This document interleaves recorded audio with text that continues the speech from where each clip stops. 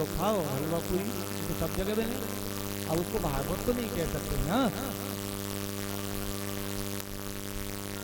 मानो कोई दवा है, ऊपर से उसका कोई नाम लिखा हुआ, उसके अंदर भी वही दवा होनी चाहिए, तभी तो बाहर लिखा हुआ नाम सार्थक है। और अंदर बाहर से तो नाम कुछ और है और अंदर से कुछ और है, तो इसका मतलब कहीं ना कहीं गड़बड़ी है। या तो बेचने वाला चालाक है या खरीदने वाला मूर्ख है। खरीदने वाला भी उसे भागवत बताए बैठा है और बेचने वाला भी भागवती कह करके बेच रहा है। अब आप भी तो देखो, संतों ने इसीलिए वेद पुराण सबका निर्माण किया ताकि कि आप खुद अपनी आंखों से भी खोल करके देख लिया करो कि जो आप ले रहे हो वो भागवती है कि कुछ और ही दे गया।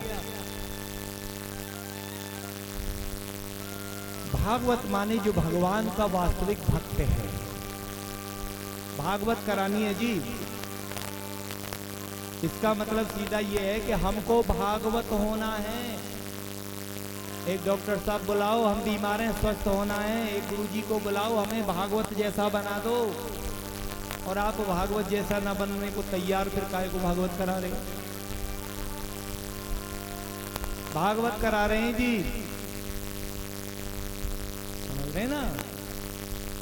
है आज गेहूं बरसा रहे हैं जी, तो गेहूं बरसने चाहिए ना, और बरसे भी ना पूरे दिन। और आपने आज क्या किया, गेहूं बरसा लिया, दिखाना देख ले जी, देखे हम कूड़ा तो पूरा को पूरा भरो परो भैया, फिर कैसे बरसाई थे? कूड़ा तो इसमें पूरा पहले से भी ज्यादा है, बरसाई ना। अब भागवत क्या है? इसमें भगवान की कथा तो सब कहते हैं, मैं कहता हूँ कि इसमें भगवान के भक्तों की कथाएं हैं। एक सच्चा भक्त बनने के लिए, भक्ति के मार्ग पर चलने के लिए कैसे कैसे भक्तों ने परीक्षाएं दी हैं, कितने कितने कष्टों को सहा है। उन कथाओं को जब आप सुनेंगे, जैसा करेंगे संग और वैसा चढ़ जाएगा रंग।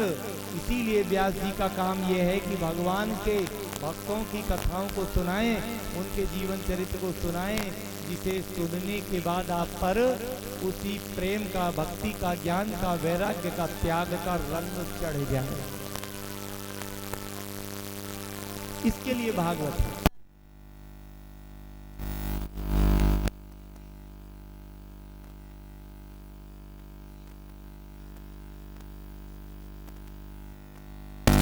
उन्होंने कहा संगीत भी नरक में ले जाएगा अगर चाहो तो, क्योंकि ये भी एक विषय है। क्योंकि इंद्रियों से जो भी संबंधित है वो विषय है, वो सब आपके मन को प्रभावित करते हैं। हम गा के बजा करके, जो सांप वाला आता है ना, बेन बजाता है, बस निकाल के आपको ले आता है। बेन बजाना उसका उद्देश्य नहीं है, उसको सांप दिखाना उद्देश्य है।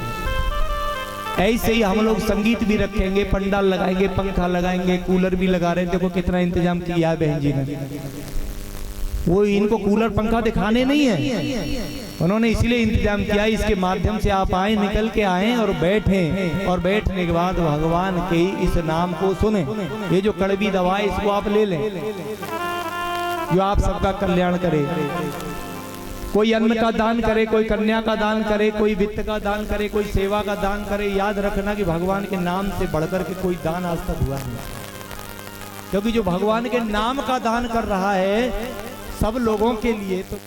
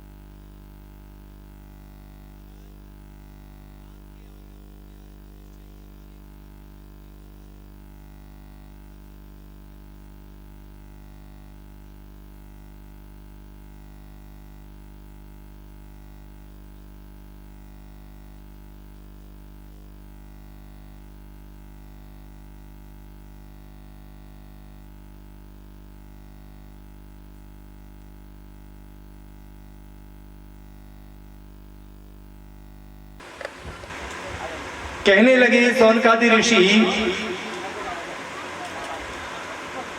कि सूत जी महाराज, उम्र बालों के पकने से नहीं मानी जाती, आध्यात्म में उम्र उसके सच्चे अनुभव से मानी जाती है, क्योंकि ये अनुभव तो जन्म जन्म की पूंजी है।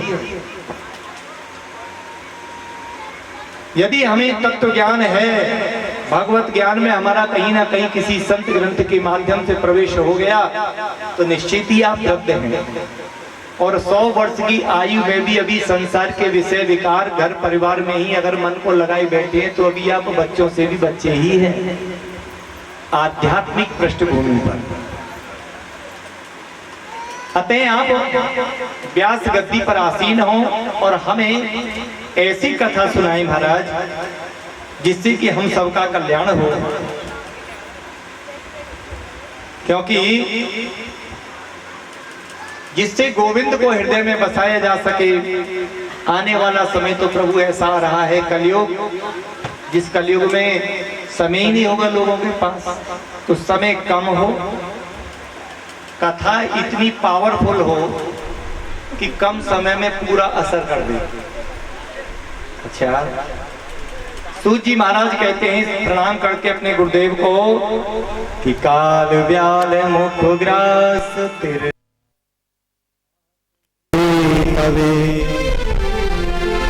श्रीमद्भागवतं शास्त्रं कलौ क्षीरेण भाखितम्। देखो भैया, मेरे गुरुदेव की एक कथा है, भागवत कथा। इसको और विधि विधान से श्रवण किया जाए तो 7 दिन में कल्याण कर देती है। अच्छा, पहले भी किसी का कल्याण किया है इसने? बोले हाँ, राजा परीक्षित का श्राप लगाता 7वें दिन तक्षक नाग के द्वारा कटने का। व्यास नंदन, मेरे गुरुदेव श्री व्यास नंदन श्री सुखदेव स्वामी ने उनको कथा श्रवण कराई थी। 7वें दिन मोक्ष हो गया था।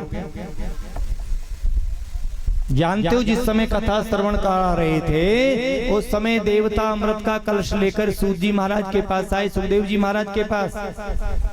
कहने लगे गुरुदेव, ये कथा तो अमृत हमें पिलाइए और राजा को जो श्राप लगा है इसके लिए हम स्वर्ग का अमृत पिला देंगे तो इनका कल्याण हो जाएगा और हमारा।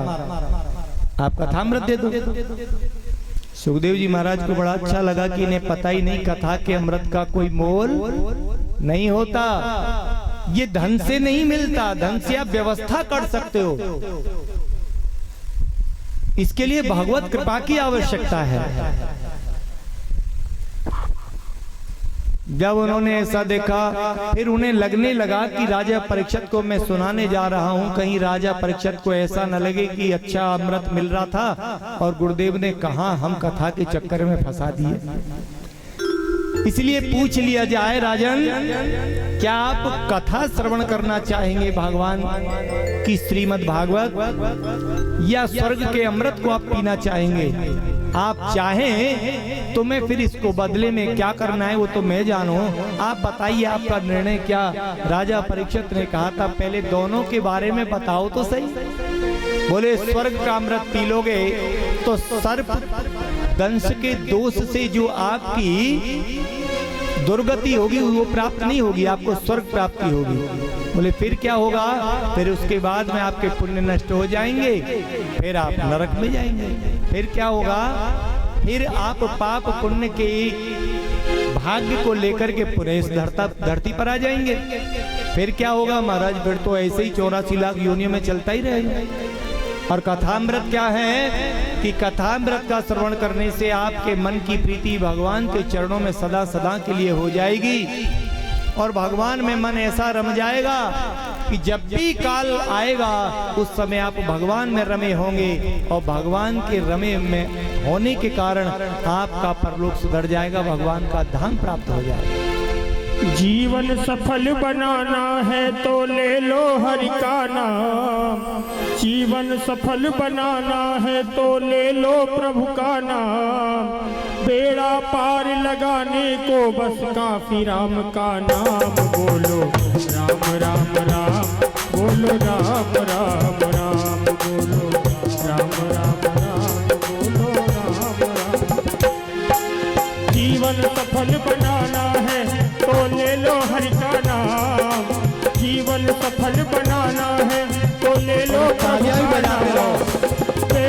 पार लगाने को बस एक राम का नाम बोलो। राम राम राम बोलो, राम राम राम बोलो, राम राम राम बोलो, राम राम राम। श्री राम जय जय राम, श्री राम जय जय राम, श्री राम जय जय राम, श्री राम जय जय राम। दोनों हाथ से ताली बजाइए और अपने मुख से राम नाम का उच्चारण करिए, तो देखिए प्रभु का नाम भी निकलता रहेगा और आपका आनंद भी मिलता रहेगा। श्री राम जय जय राम, श्री राम जय जय राम, श्री राम जय जय राम, श्री राम जय जय राम। जीवन सफल बनाना है, जीवन सफल बनाना है तो ले लो हरि का नाम। बेड़ा पार लगाने को बस एक राम का नाम बोलो। राम राम राम बोलो, राम राम राम बोलो, राम राम राम बोलो, राम राम राम।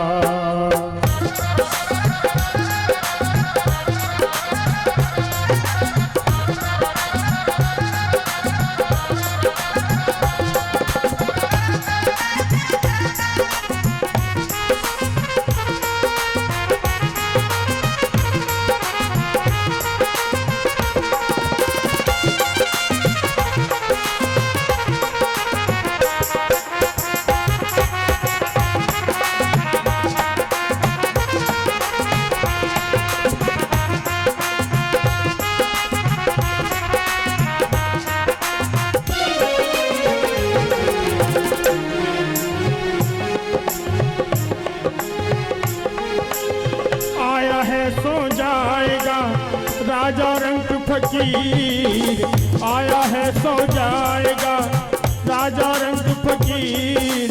कोई सिंहासन चढ़ चला, कोई बंधे जात जंजीर। कोई सिंहासन चढ़ चला, कोई बंधे जात जंजीर। क्यों? देख लिया संसार हमने, देख लिया, देख लिया संसार हमने, देख लिया, देख लिया, हाँ देख लिया, देख लिया, हाँ देख लिया। यहाँ सब मतलब के यार हमने देख लिया, सब मतलब के यार हमने देख लिया। देख लिया संसार हमने देख लिया। आया है तो जाएगा राजा रंग फकीर। कोई सिंहासन चढ़ चला, कोई बंधे जात जंजीर। उद्धार नहीं होगा, हो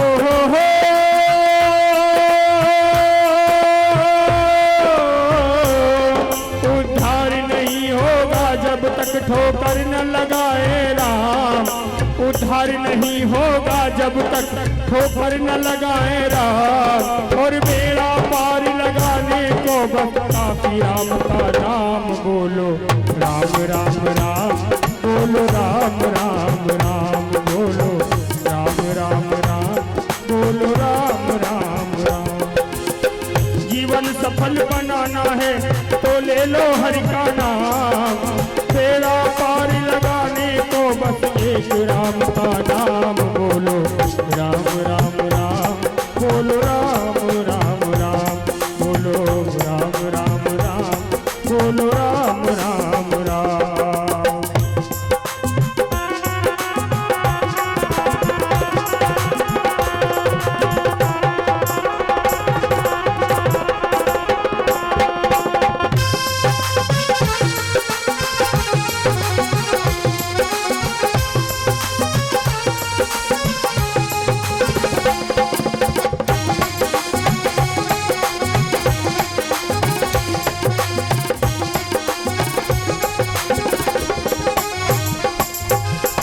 माया को छोड़ दे बंदे, राम नाम गुण गाले। मोह माया को छोड़ दे बंदे, राम नाम गुण गाले। बैठ के सदगुरु के चरणों में जीवन सफल बना ले। क्षण भंगुर जीवन की गलता कल प्रात को जान खिली न खिली। मलियाचल की ठंडी सुत शीतल मंद सुगंध समीर चली न चली कलिकाल कुठार लिए फिरता तन नम्र है चोट झिली न झिली भजले हरि नाम हरि रसना कल अंत समय पे हिली न हिली मोह माया को छोड़ दे बंदे राम नाम गुण गाले बैठ के सतगुरु के चरणों में जीवन सफल बना ले अंत काल जब आवे हो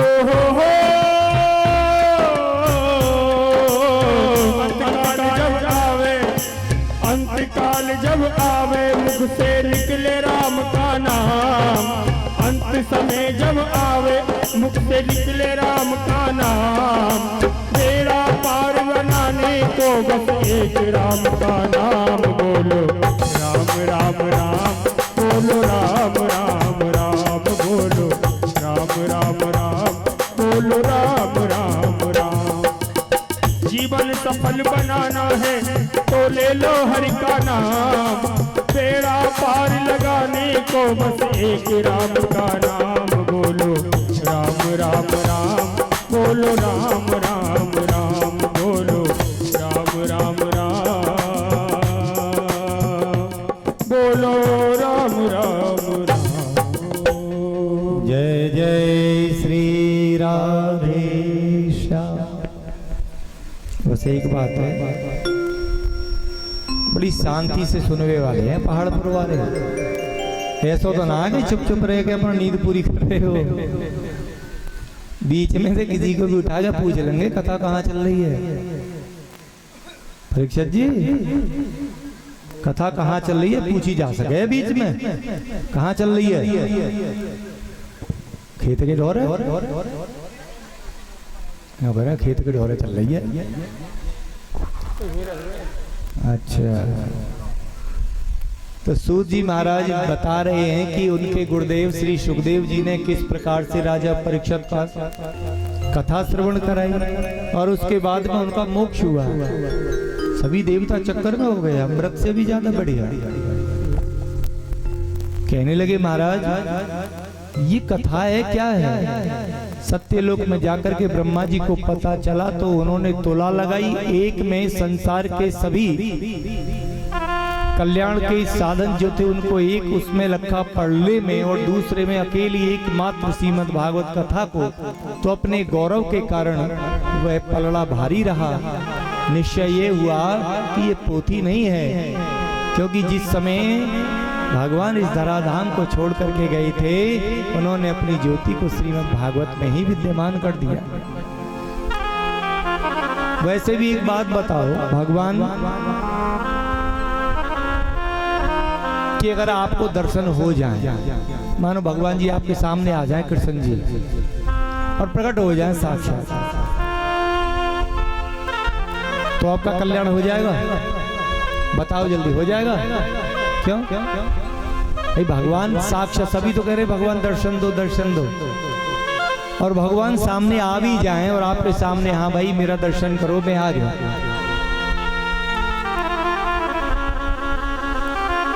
कल्याण होगा क्या? आगे कथा आएगी आपको पता चलेगा कि नहीं होगा। भगवान चाहेंगे तो हो सकता है, लेकिन केवल अगर वो न चाहें और आप देखते रहें कल्याण हो जाए तो नहीं होगा। अच्छा, दुर्योधन जो था उसने भगवान के कितनी बार दर्शन नहीं किया होगा अपने जीवन में, बोलो भाई? जब रहता था तो दर्शन तो रोज होते ही, रिश्तेदार भी था, आता था जा, उसकी बुद्धि में तो जरा भी परिवर्तन नहीं आया। फिर भी इतना बड़ा महाभारत कर बैठा। भगवान खुद कह रहे हैं युद्ध मत कर, फिर भी कर बैठा। क्योंकि भैया जब तक हमारे जीवन में सत्संग का आगमन नहीं होगा तब तक हमारे आगे साक्षात परमात्मा होंगे तब भी हमको नहीं दिखाई देंगे। भगवत गीता में भगवान कन्हैया से अर्जुन ने कहा कि प्रभु मैंने सुना है कि आप अजर अमर अविनाशी सनातन अचल,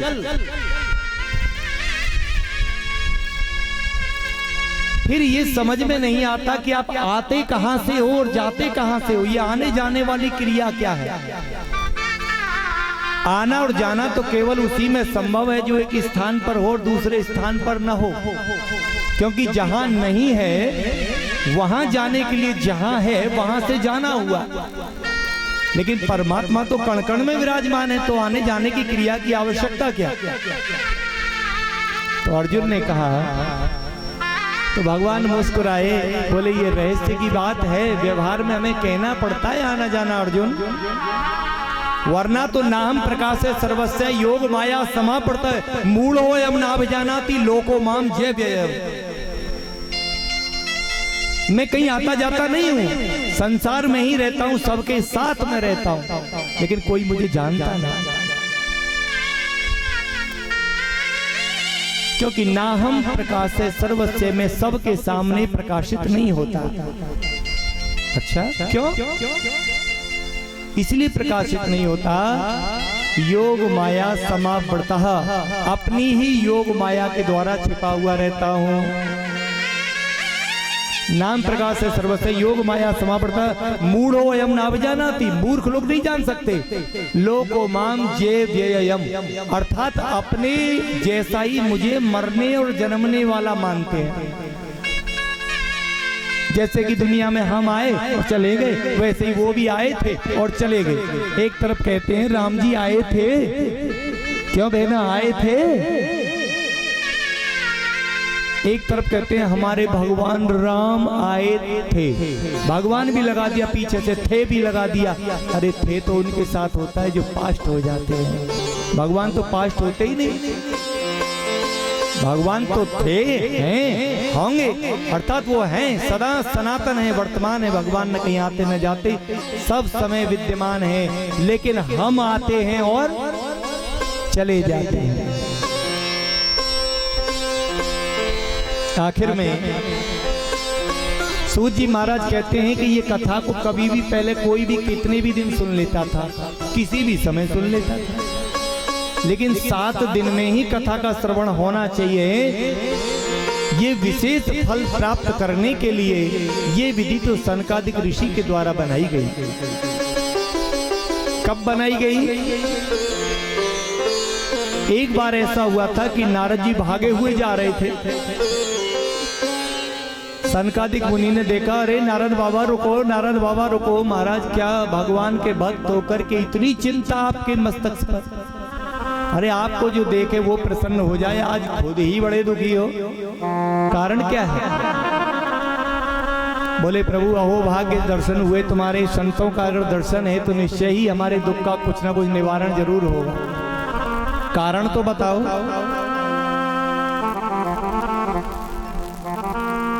कहने लगे प्रभु आप संतों को मैं क्या बताऊं, मैंने सुना था कि पृथ्वी लोक भगवान के द्वारा बनाया हुआ बड़ा सुंदर लोक है, उसमें भी भारत भूमि तो वास्तव में सर्वश्रेष्ठ है, जहां भगवान ने अवतार लिया बार बार। मैं उसका दर्शन करने गया इस कलयुग के समय पर। महाराज वहां पर पुष्कर, काशी, गोदावरी, प्रयाग, कुरुक्षेत्र, श्रीरंगपट्टम और सेतुबंध, रामेश्वर, ये जितने भी तीर्थ थे मैं सब जगह घूम करके आया, लेकिन वहां पे मैं खूब घुमा, खूब फिरा। मैंने क्या देखा कि उन तीर्थों में भी अधर्म ने अपना डेरा डाल रखा। मैंने साधुओं में भी प्रवेश करके देखा, उसमें भी 100% सच्चे न मिले। आश्रमों में भी गया तो वहां भी सब गड़बड़ी गड़बड़ मिला।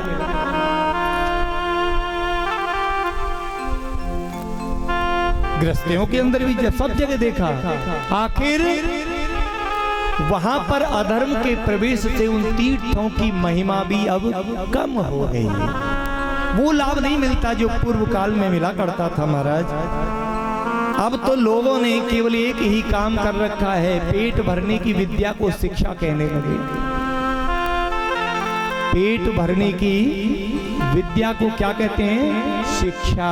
मात पिता बालकन बुलावे, मात पिता बालकन लखन बुलावे, उदर भरे सोई भेद सिखावे, उदर भरे सोई भेद सिखावे। कोई है वही जो राम रचि राखा, कोई है वही जो राम रचि राखा, को करी तरक बढ़ावे शाखा, को करी तरक बढ़ावे शाखा। मात पिता बालक ही बुलावे, उदर भरे सोई धर्म सिखावे। धर्म का तात्पर्य क्या बना दिया कि भैया पेट भरो, पैसा कमाओ, समाज में नाम बनाओ। उससे क्या होगा? बस यही है। किसी आदमी को कोई ये सब बेवकूफ बना गया कि इस पानी है, ये मेरा पड़ा हुआ मंत्र का पानी है, इस जल को बिलोना घी निकलेगा। उसने पूरी जीवन बिलोया और उस घी को जब खाओगे तो अमर हो जाओगे। उसने सारे जीवन उस जल को बिलोता रहा, बूढ़ा हो गया, रोज सुबह शाम बिलोता। अपनी आने वाली संतान से कहने लगा, बेटा अब निकलने ही वाला होगा, अब इसको तू बिलोना। उसने भी सारे जीवन बिलोया। फिर उसके बाद में बोला 2 पीढ़ी निकल गई, अब तो निकलने ही वाला होगा, थोड़ा ही समय है। तीसरी पीढ़ी पे भी लगा दिया, तीसरे नाती को भी। फिर उसके बाद दूसरे को भी लगा दिया। वही गलती, क्या उसमें से घी निकलेगा? नहीं निकलेगा। कहने का मतलब, जिस कार्य को हम करते जाते हैं, सारे जीवन दुख उठाते हैं और पाते हैं, और एक दिन अचानक ही मर जाते हैं, पीछे छोड़ जाते हैं अपनी ही बताए मार्ग पर चलने वाली संतानों को, और वो बेचारे उसी परंपरा को पकड़ लेते हैं और फिर वही गलती वो भी करते हैं जो आप कराए हो। भागवत कथा के माध्यम से आप स्वयं अपने विवेकशील बने, अपनी विवेकता को जागृत करें कि क्या हम जीवन को सही दिशा दे पा रहे हैं? क्या पेट भरना ही शिक्षा है? नहीं। बड़े बड़े दुखी हुए नारी विवश नर सकल गुसाई, नाचही नट मरकट की नाई। स्त्रियों के पुरुषों के बस स्त्री, अर्थात केवल विषय विकारों में ही संसार में लोग लगे हुए हैं और शरीर के सुख को ही सच्चा सुख समझे बैठे। लेकिन भैया, बचपन जाएगा तब जवानी आएगी, और जब जवानी जाएगी तब बुढ़ापा आएगा।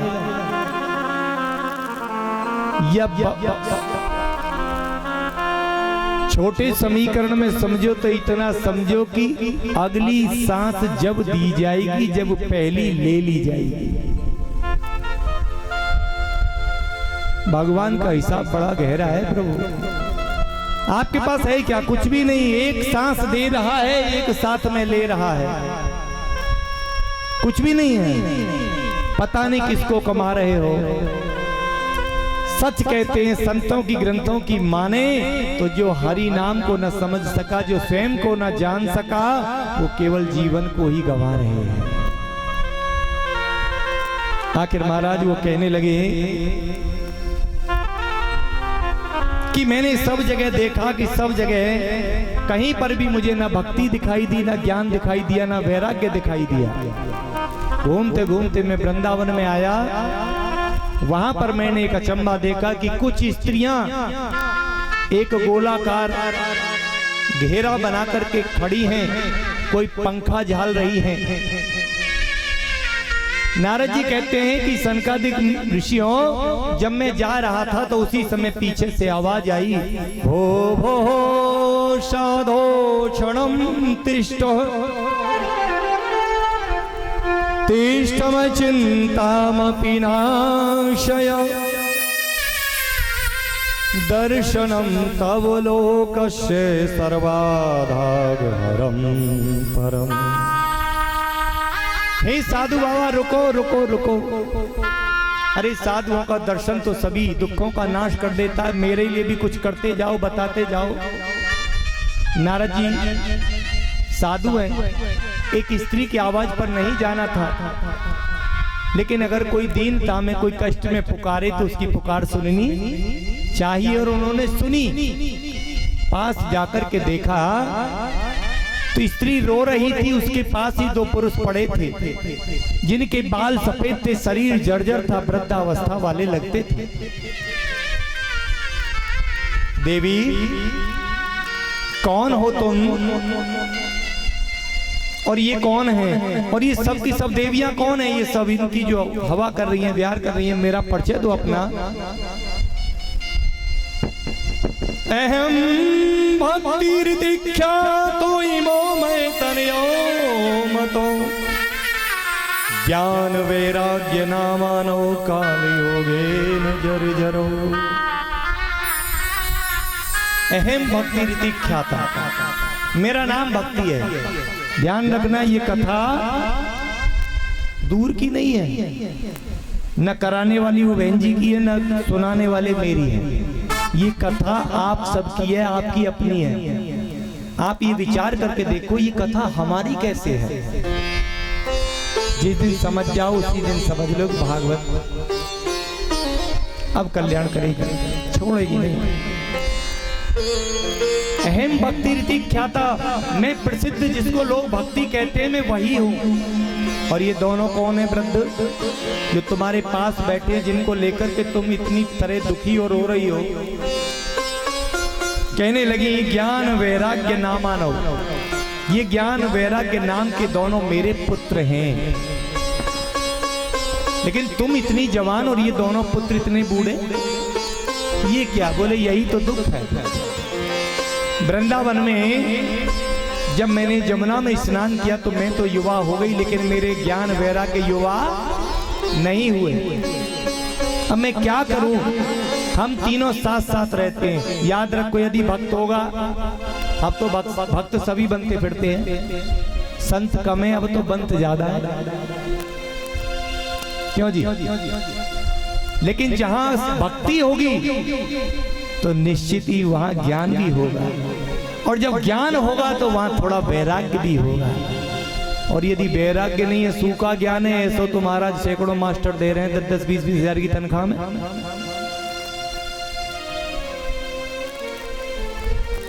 भक्ति अपने आप को बिना भक्ति वाला कौन मानता है? सब अपने आप को भक्ति माने, लेकिन सचमुच में भक्ति है तो उसके साथ ज्ञान भी होना चाहिए, और ज्ञान भी है तो उसके साथ वैराग्य भी होना चाहिए, तभी तीनों की साथ साथ शोभा है। और ये सब कौन है? बोली ये गंगा यमुना तीर्थ संत महात्माओं के आश्रम इत्यादि जितनी भी देवियां हैं, नगर कोटवारी ये वाली और वो वाली, सब ये सब की सब पंखा से झुला रही हैं मेरे दोनों पुत्रों को, मगर ये उठ करके खड़े नहीं हो रहे। इसका तात्पर्य है कि हम सब भक्त बनना चाहते हैं। भक्त तो बड़े बड़े हैं, इस देवी की भी जात करने जाते हैं, उसकी भी जाते, कभी कैला मैया, कभी मथुरा, कभी वृंदावन, लेकिन ज्ञान के नाम पर, वैराग्य के नाम पे आज भी जीरो है। 10-10 बार इधर उधर खूब जाएंगे, भक्ति के गुण गाएंगे, और कोई आ जाए 100-50 रुपया चंदा मांगने वाला तो वहां के लिए 1 रुपया न। तो न ज्ञान, न वैराग्य, न भक्ति। ऐसा क्यों? क्योंकि अंदर कुछ और बाहर कुछ। भैया उन्होंने कहा देवी आप चिंता न करो, मैं ही आपके इस दुख को दूर करूंगा। उन्होंने क्या काम किया मालूम है? उन्होंने वेद मंत्रों का उद्घोष किया, और जैसे ही वेद मंत्रों का उद्घोष किया, दोनों ने अंगड़ाई लेकर के ऊपर को आए, और इधर तो मंत्र समाप्त हुआ, धड़ाम ऊपर से गिर पड़े। बोले भैया गीता के श्लोक सुनाओ, पौराणिक श्लोक सुनाओ, सतपथ ब्राह्मण के मंत्र सुनाओ, पुरुषोक्त के सुनाओ, सबको सुनावे। क्या करें? ज्ञान वैराग्य दोनों जमा होते चले आवे। परीक्षित जी ध्यान दो, जमा होते चले आवे, और इधर मंत्र समाप्त, धड़ाम से नीचे गिर जावे। नारद जी ने अपना सर पकड़ लिया, अरे ये क्या है? बोले आज ये मेरे मंत्र काम क्यों नहीं कर रहे? है ना? 7 दिन की, 9 दिन की, 3 दिन की, 5 दिन की या कितने भी दिन की आप रामचरितमानस का पाठ बिठाते हो कभी घर में, गांव में, तो जितने दिन पाठ चलेगा उस दिन पूरा घर बड़ा भक्त वाला बना रहेगा। वाह, सबकी सेवा करेंगे। लहसुन मत डालियो, प्याज मत डालियो, पंडित जी आए हैं, भगवान को भोग लगे। सफाई से रहियो, कोई काई से लड़ियो मत। और जैसे ही महाराज कथा है गई समापन, और वाह के बाद उसी वो 1.5 बुन में लग गई। तेने इतनो खा लो, तेने इतनो खर्च कर दो, मेरो तेने वहाँ को बोले को गो ना बुलायो, तेने मैं ना बुलायो। अर्थात क्या हुआ, तो जो भी ज्ञान वैराग्य था उतने ही दिन चला जितने दिन कथा चली, और वहाँ के बाद में धड़ाम। इसलिए ऐसे अनुष्ठान से क्या लाभ हुआ? नारद जी कहने लगे सब बेकार है। आखिर इसी चिंता में वो जा रहे थे। सनकादिक मुनि को जब व्यथा बताई, सनकादिक मुनि कहने लगे केवल श्रीमद् भागवत कथा, और वो भी कराने वाला भी दिल खोल करके कराए और करने वाला भी दिल खोल करके करे, निश्चित ही ज्ञान, भक्ति और वैराग्य तीनों उस कथा में जरूर प्रकट होंगे। नारद जी यजमान बने, सनकादिक मुनि उनके वक्ता बने। महाराज बद्रीनाथ से उतर करके हरिद्वार तक वो आए, और वृंदावन से चल करके नारद जी वहां पहुंचे।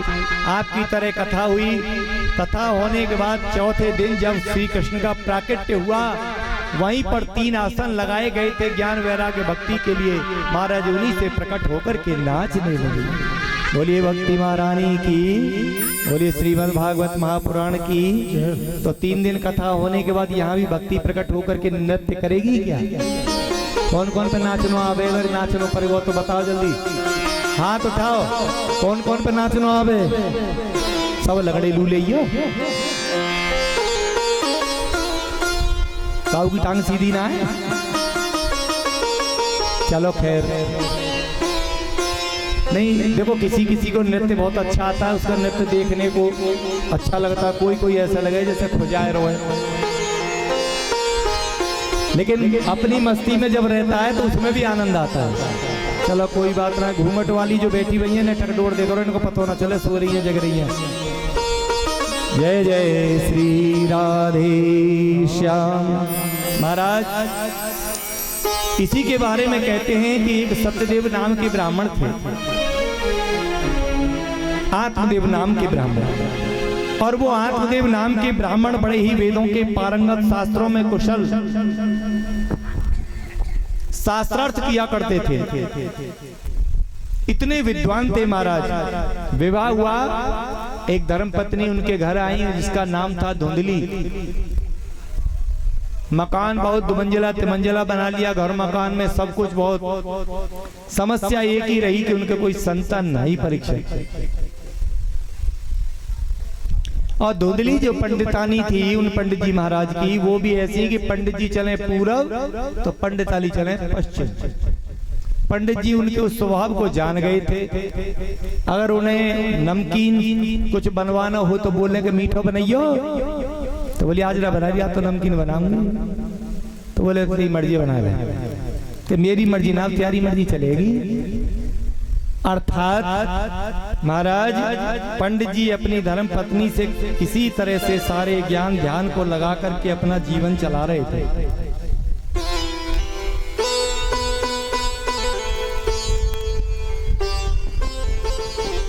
स्वेवाक्य स्थापिका नित्यं सुंदरी सुकुलोद्भवः। अपनी ही बात को रखने वाली ऐसी धर्मपत्नी जी थी। आदमी की चलन दे। पंडित जी ज्ञानी बड़े बेचारे लड़े तो समाज में बदनामी होए, और अंदर कोई बड़े तंग दुखी रहे, बाहर कोई पूछे ठीक हो पंडित जी, मौज आ रही है। आजकल तुम्हारे को मिल जाते होंगे ऐसे एक आध, जिस किसी से पूछो वो मौज में ही बतावे, पर उसका हाल तो वो ही जाने क्या है। भैया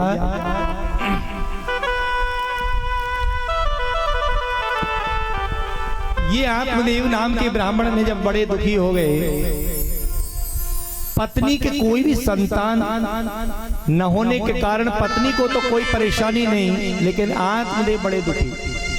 एक गाय लेके आए, वो भी ब्याहती नहीं, बांझ रहती। तुलसी का पौधा लगाते वो भी सूख जाता। बोले भाई मेरे घर में आखिर ये क्या आफत है, कोई सुख मिलेगा कि नहीं। आखिर में उन्होंने कहा घर पर एक पत्नी है, संतान की इच्छुक वो भी नहीं, और न कुछ होने वाला, मेरा भाग्य ही खराब है, इससे तो क्यों ना मैं आत्महत्या कर लूं।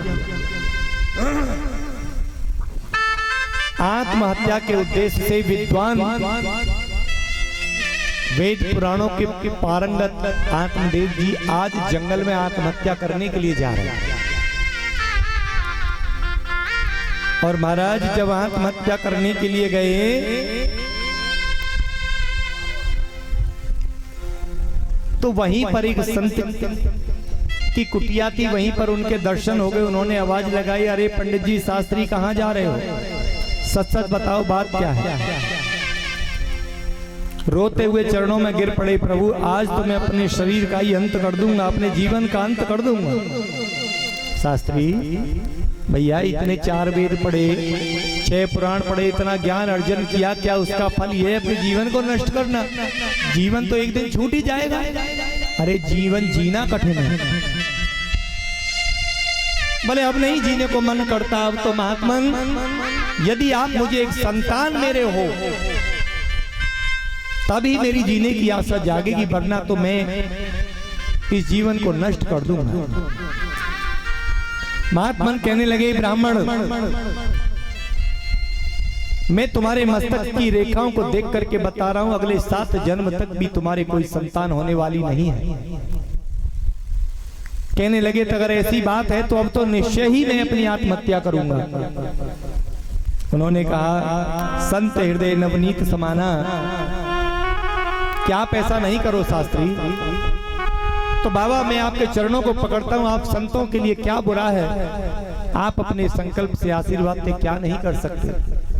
अपनी झोली से एक फल निकाला, आपने ब्राह्मण को देते हुए कहने लगे कि इसके कुछ नियम हैं, अपनी पत्नी को बनाना और इसे जैसे ही वो प्रसाद समझ के ग्रहण करेगी, भगवान ने चाहा तो तुझे एक पुत्र की प्राप्ति होगी। खुशी में झूम उठा, अपने घर आए आत्मदेव नाम के ब्राह्मण और अपनी पत्नी को बताया। पत्नी कहने लगी, ठीक है तुम पे तो ऐसे ही चोच ले रहे हैं, कहाँ के फल लेकर चले आए हो। अरे ऐसा मत बोल, तू माँ बनेगी हम पिता बनेंगे, इसकी विधि विधान है, उससे आप खा लेना। ठीक है मैं खा लूंगी, आप जाओ, पक्का खा लो। हाँ लेकिन बताना मत किसी को। अब हमारी माता बहनों की ये कमजोरी है कि कोई बात घर में बताए दो तो शांत रहेंगी, कोई बात नहीं बता देना चाहिए। लेकिन अगर पीछे से ये कह दिया कि ये बात किसी को बतानी नहीं है, तब तो निश्चय वो अब रुकनी भी नहीं है। बस पंडित जी दूर को निकले, इतनी ही देर में पड़ोसिन के यहाँ पहुंच गए। अरे सुन, झाड़ू लगा रही हूँ, मेरे यहाँ लगा ले, आजा। हाँ तेरे जेठ ना देवर जेठ जो भी लगे हमारे पंडित जी, हाँ एक फल लेके आए बहना, ये कह रहे हैं इसे खा लेगी तो तू गर्भवती हो जाएगी, हमें पुत्र प्राप्ति होगी।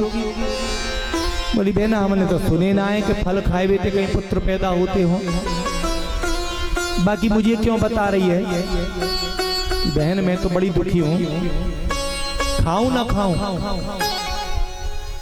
अरे अगर ऐसा है तो खा ले, ना होगा तो कोई बात ही नहीं है, हो जाए तो भाग्य खुल गए। बोली बहन एक घबराहट है, एक डर है। क्या?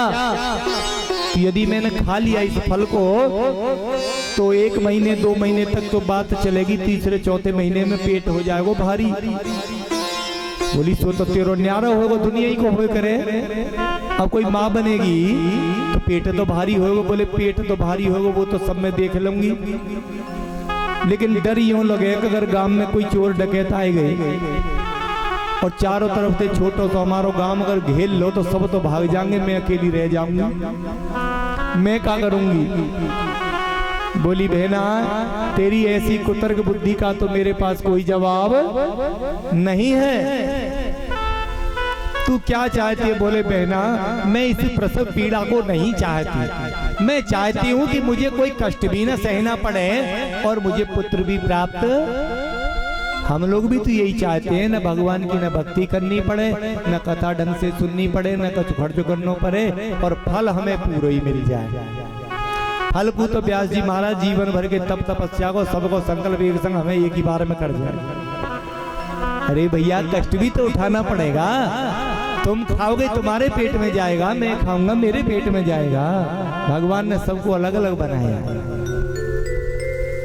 सो महाराज उसने कहा क्या तेरे पास कोई युक्ति नहीं? पड़ोसन कहने लगी एक युक्ति है। बोले कि क्या?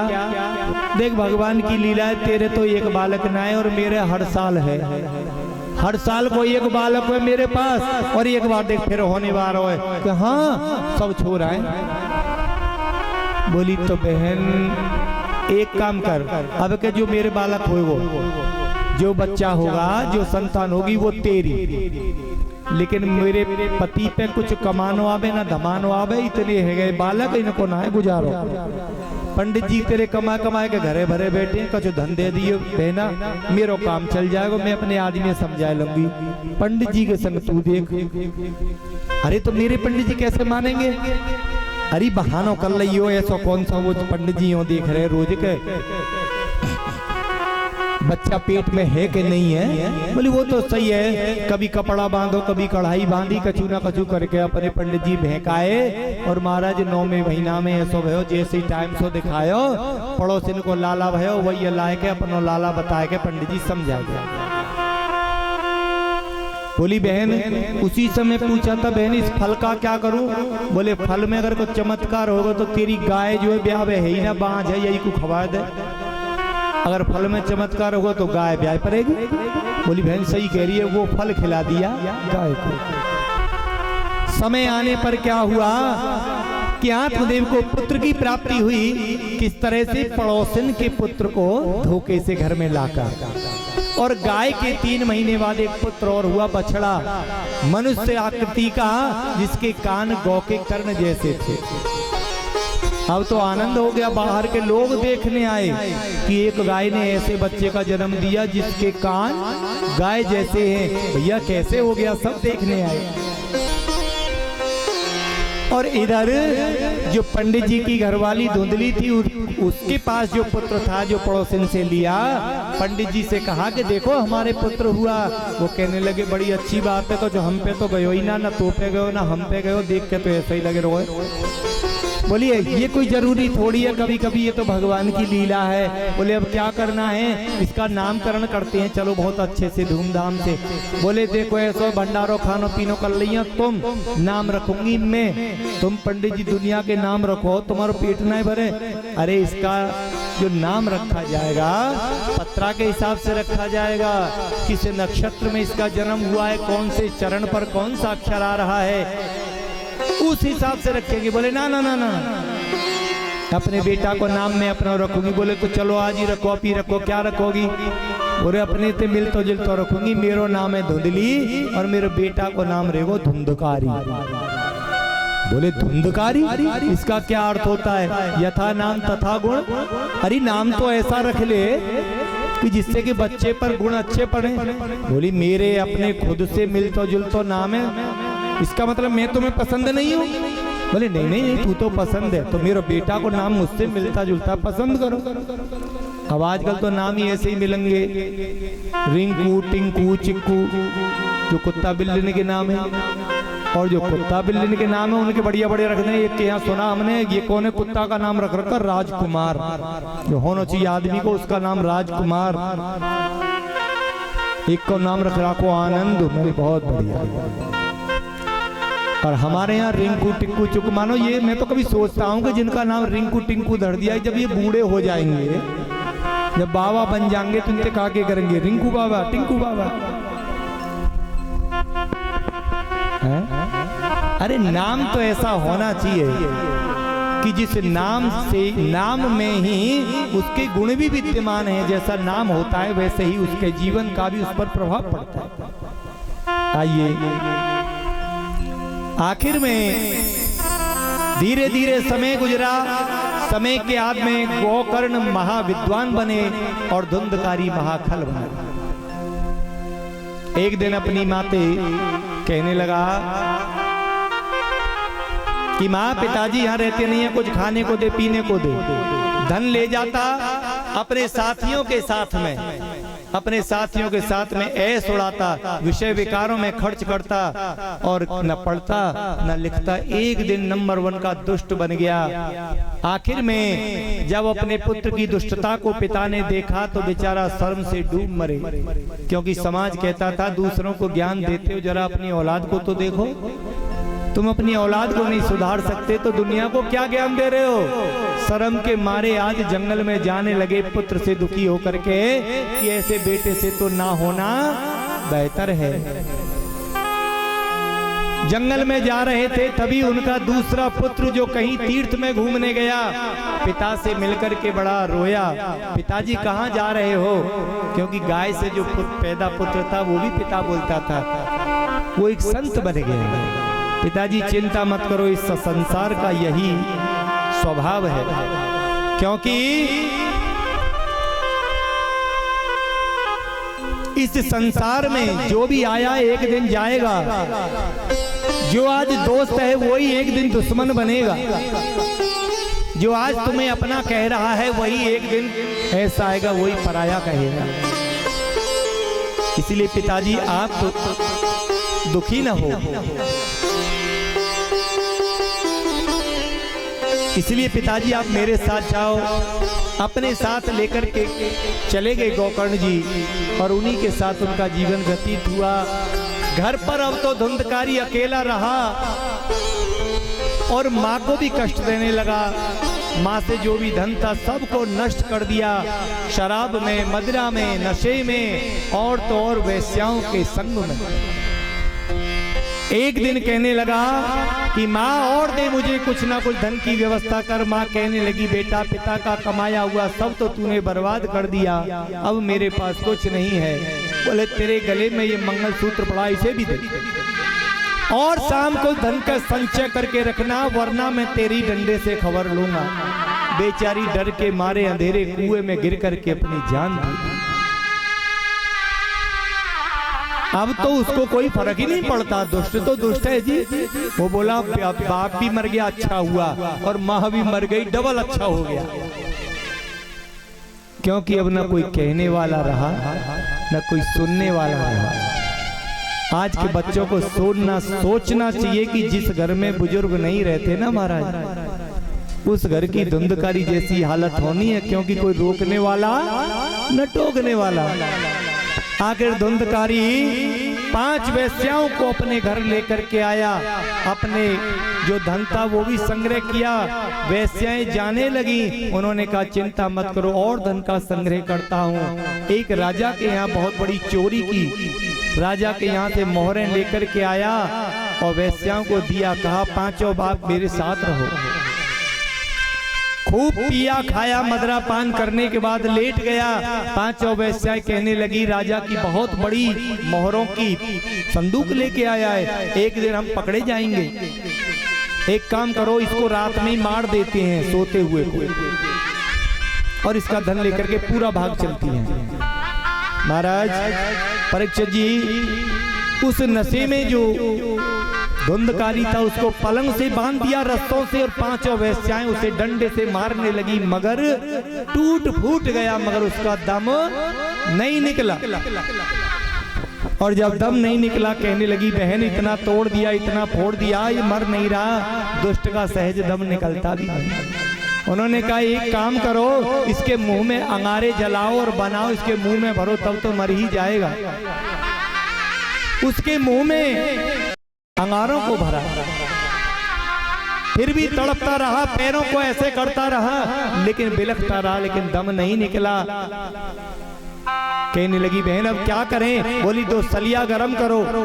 सलियाएं गरम की, नोकदार, उसकी आंखों में सीधी सीधी गरम गरम लाल लालों को घुसेड़ दिया गया, लेकिन चिल्लाया, तड़पा, मगर दम नहीं निकला। बोली बहन दिन निकलने वाला है, जल्दी करो। उन्होंने कहा एक काम करो, अब तो कुछ नहीं हो सकता, गड्ढा खोदो जल्दी और इसको उसमें डालो ऊपर से मट्टी और बंद करो और भागो। ऐसा ही किया। गोकर्ण जी उनके भाई को पता चला कि उनका पिता भी संसार छोड़ के चले गए और उनका जो गांव में धुंधकारी भाई था वो भी अब मृत्यु को प्राप्त हुआ। आज घर पूरा नष्ट हो गया। आखिर में उन्होंने गया में पिंडदान किया, अपने भाई का लौट करके अपने घर पर रात्रि में ठहरे। तभी रात में वहां पर 12-1 अर्धरात्रि में तरह तरह की आवाजें आने लगी। उठ करके बैठ गए, सोचने लगे यहाँ मेरे घर में और कौन है, डर गए। तभी जल में जल लिया और छिड़क करके उसी और महाराज इधर से आवाज आई तो पता चला वो आवाज और साफ आने लगी। भैया कौन? भैया मैं कौन? भैया मैं धुंधकारी। अरे धुंधकारी, तेरी ये दशा ऐसे कैसे हो गई मेरे भाई? भैया मैंने सारे जीवन इतने बुरे कर्म किए जिनके परिणाम स्वरूप पूरी घटना उन्होंने बताई और उसके बाद मुझे प्रेत का जन्म मिला है, भूत की योनि मिली है, प्रेत का जन्म मिला है। बोले भैया तेरी आवाज कैसे आ रही है? ये तुम्हारे उस मंत्र का प्रभाव है। अच्छा लेकिन भैया मैं तुमसे बात तो कर रहा हूँ, मैं आपको देख रहा हूँ लेकिन आप मुझे नहीं देख रहे। लेकिन भैया मैंने तेरे अनेक पिंडदान किए थे, उनका क्या? तेरी मुक्ति नहीं हुई। बोले छोटे मोटे पापी की मुक्ति हो सकती है लेकिन ज्यादा बड़े की मुक्ति नहीं हो सकती। भैया एक बात बता कि शरीर छूटने के बाद तेरी आत्मा खाती क्या है, पीती क्या है? मैं समझ नहीं पा रहा हूं कि तेरा जीवन है क्या। भैया मेरे मन में तो खाने की पीने की पूरी वैसी ही उत्कंठा है जो जीते जी थी, लेकिन अब शरीर न होने के कारण केवल मन ही मन में दुख और संकट ही सहन करता हूं। जहां कहीं भी कोई खकार दे, कोई थूक दे, उस गंदगी से बचे झूठन से मैं लिपटता रहता हूं मगर खा नहीं पाता। अब पता नहीं भगवान मुझे कब शरीर देंगे दूसरा जो मैं भोग सकूं, लेकिन मुझे नहीं लगता है। लेकिन भैया तुम ठहरते कैसे हो? कोई अंधेरी जगह हो, कहीं ऐसी जगह हो जहां वायु का प्रभाव तीव्र न हो, ऐसी एकांत की जगह में रह करके मैं अपने आप को रोक पाता हूं।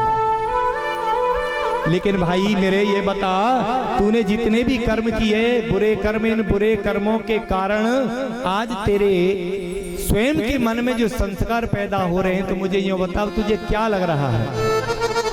आज धुंधकारी प्रेत बना हुआ अपने भाई से कहता है, क्या कहता है कि भैया कि सिर धुन पछताता हूँ। परीक्षित जी धुंधकारी प्रेत रूप में, भूत रूप में बता रहा है अपने भाई के लिए कि सिर धुन पछताता हूँ, क्या शुभ कर्म किया होता, सिर धुन पछताता हूँ, शुभ कर्म किया होता, धुन पछताता हूँ। ताली बजाइए। कर्म किया होता, सिर धुन पछताता हूँ, शुभ कर्म किया होता, सिर धुन पछताता हूँ, शुभ कर्म किया होता। भैया जब से मैं प्रेत बना हूं अपना सर पछता रहा हूं कि मैंने पूर्व में कैसे कैसे पाप कर लिए, अधर्म कर लिए, लेकिन यहाँ कोई नहीं आ रहा मेरी रक्षा के लिए। सिर धुन पछताता हूँ, शुभ कर्म किया होता, सिर धुन पछताता हूँ, शुभ कर्म किया होता। अच्छा अगर इतना जानते हो तो ये भी बता दो कि कौन सा शुभ कर्म सबसे ज्यादा करते।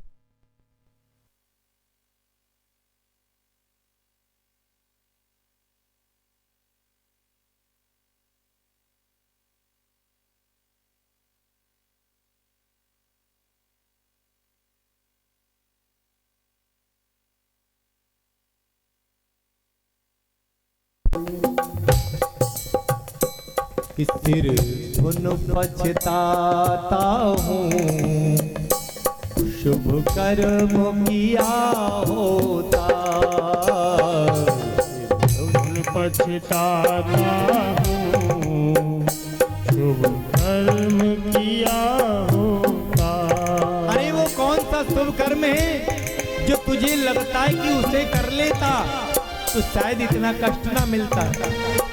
कि कुछ करके ठिकाने मन सिर धुन पछताता हूँ शुभ कर्म किया होता। सिर धुन पछताता हूँ कुछ कर्म किया होता। कुछ करके ठिकाने मन हरि नाम लिया होता। कुछ करके ठिकाने